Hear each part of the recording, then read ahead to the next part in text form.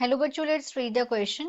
Which countries are the largest consumers of copper, aluminium and nickel? कि कौन सी country है जो सबसे ज्यादा कंज्यूमर है किसके, कॉपर के, एल्यूमिनियम के और निकल के.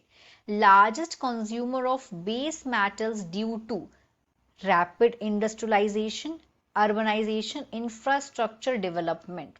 अगर हम बात करें सबसे ज्यादा कंज्यूमर्स इन बेस मेटल्स की वजह कब होती है, सबसे ज्यादा कंज्यूमर कब होंगे, जब बहुत ज्यादा इंडस्ट्रियलाइजेशन होगा, अर्बनाइजेशन होगा, इंफ्रास्ट्रक्चर डेवलपमेंट होगा. मतलब कि जहां पे बहुत ज्यादा अर्बनाइजेशन हो रहा है, शहरीकरण हो रहा है, उसकी वजह से क्या होगा, बिल्डिंग्स बनेंगी. शहरीकरण में क्या होगा, बिल्डिंग्स बनेंगी और बहुत सारी अलग अलग डिमांड्स होती हैं पब्लिक की, वो सारी कंप्लीट होंगी. उनके लिए अलग अलग, उसके लिए इन मेटल्स की, इन बेस मेटल्स की जरूरत पड़ेगी.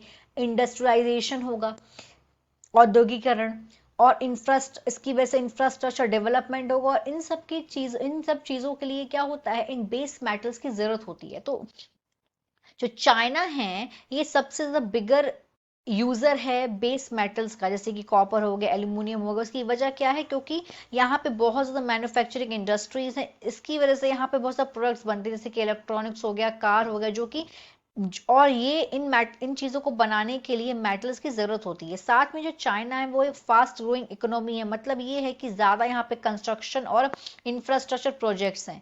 इसका मतलब है यहाँ पे बहुत ज्यादा बेस मेटल यूज हो रहे हैं. इसीलिए जो चाइना है वो एक बिग इंडस्ट्री है और ग्रोथ है. ग्रोथ हो रही है किस लिए, क्योंकि यहाँ पे बहुत ज्यादा टॉप कंज्यूमर्स हैं इन सारे के सारे इंपॉर्टेंट मटेरियल के. इसीलिए हमारा यहाँ पे आंसर होगा, so China is the biggest user of the base metals. Here answer is China.